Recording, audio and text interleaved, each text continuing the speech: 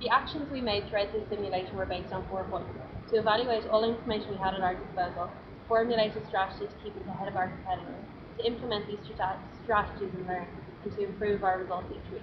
Our strategies were key to our success. Although there was room for improvement, we had to cater to specific needs on different consumers by meeting their ideal segment attributes. Market research is extremely important, especially in the first few weeks, where we focused on the hammer and the hopper. We perceptually shifted these to meet consumer demand. We selected hammer for the early majority and hopper for the late majority, as these had the highest amount of consumers and greatest growth. This information was found using the market research we had obtained. The profits we made from this we would put into R&D for launching new products. Our strategy for this R&D was to take over the segment completely through matching the segment's ideals to product attributes. We tried to predict where the segment ideal would be by the time the new product actually launched. In our final weeks, we invested in advertising for the hammer and the direct sales force. Having the lowest unit cost for this product maximised our margin, and even though we didn't sell the most, we won on margin. Each week we analysed our position and worked towards strategic goals. Hopper moved to target the general consumer as the segment grew. None of our other competitors had large market share here either. We used the perceptual map and product attributes of market research to our advantage in relation to perception shift in our product. We did this on a weekly basis as the desired attributes changed. Our advertising increased as our profits increased. We invested more into our more profitable products, the Tia Maria and the hammer. We also adjusted our advertising channels depending on what the segment required. As important as the research was, we couldn't continually afford it all. We had to look at the future and purchase the most appropriate ones to our needs. We launched Tia Maria in week 4 and relaunched Hammer in week 6, again based on R&D projects. The strategy we had for Tia Maria was to take up a huge amount of the late majority market share. The reason for this is that the segment was the second largest and there were no other competitors in it. Even though we did achieve high market share of this product, with good attributes, its high unit cost reduced our margins.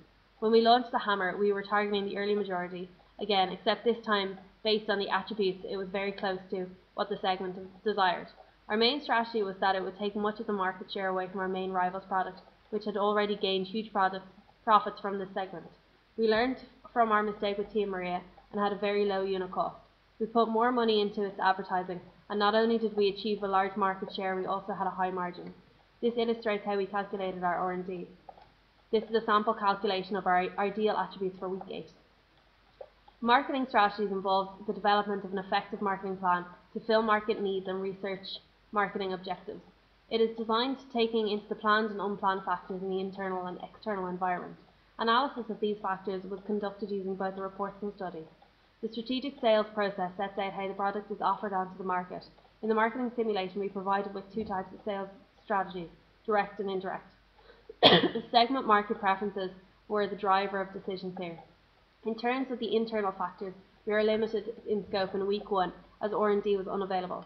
As a result, we could only target these markets through the use of perceptual shifts. In week 2, a new R&D targeting the untapped late majority market had been commenced despite funding issues. Whilst this was being conducted, we decided to increase our sales force numbers by 10% and the percentage spent on training.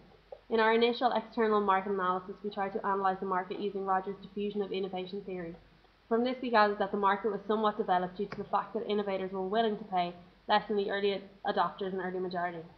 However, external market forces, in the form of Team 5, focused on the early majority.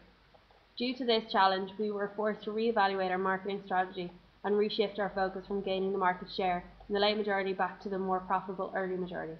Having consolidated our market share in the early majority, we once again changed our overall team strategy to focus on our previous core competency, our sales force. This was decided upon based on the previous effectiveness in gaining the market share. However, in hindsight, we probably should have maintained this focus on our marketing strategy as illustrated in the success of Team 3 or D product. A real-life illustration of how a company moves from a generic group of consumers right through to delivering a specific product in a specific channel will be Amazon. Amazon's initial core competency was an online book retailer. However, they then diversified into general online retail. Using the capital they amassed targeting the general market, they were then able to create a new product using R&D which targeted a specific niche market in the e-reader with the Kindle. This is an illustration of how the market normally behaves.